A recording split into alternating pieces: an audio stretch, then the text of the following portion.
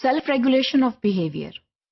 Teacher effectiveness training का जो model है उसमें सेल्फ रेगुलेटरी बिहेवियर जो है ये बेहद अहम है, और ये मॉडल जो है ये बाकी दो मॉडल से इसीलिए फर्क है क्योंकि इसमें जो जिम्मेदारी है वो स्टूडेंट्स के ऊपर लागू होती है कि वो बेहतर रवैयों के साथ क्लासरूम में और स्कूल में बैठें।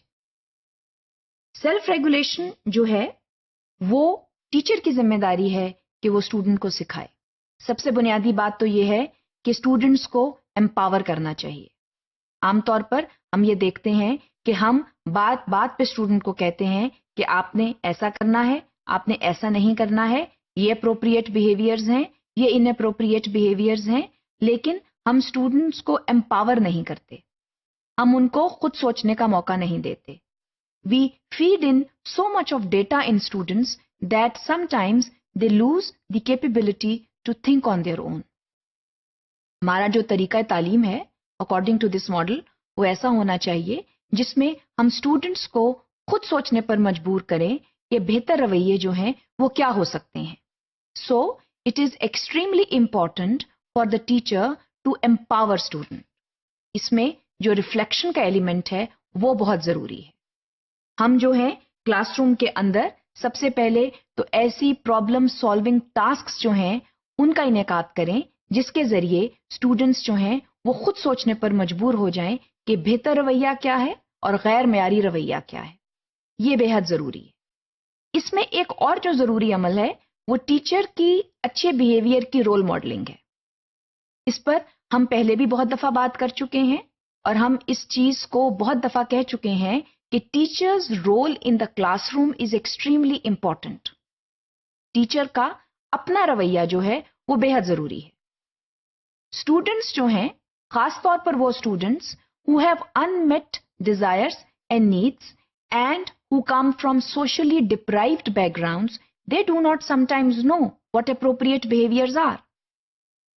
The parents have not told them what appropriate behaviors are. So students जो हैं उनको बाज़ औक़ात ये मालूम ही नहीं होता कि अच्छा और बुरा रवैया क्या है।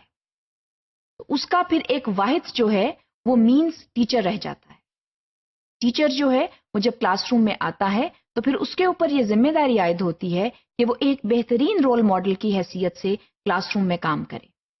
35 या 40 मिनट का जो इंटरैक्शन स्टूडेंट का टीचर के साथ होता है उसमें लेसन प्लान तो जरूरी है, मैनेजमेंट भी जरूरी है, उसके साथ टीचर का रवैया भी जरूरी है।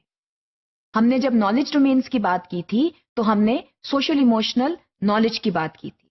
तो सोशल इमोशनल नॉलेज जब टीचर को होगी तो वो ऑटोमेटिकली उसका जो रवैया है क्लासरूम में वो बेहतरीन होगा।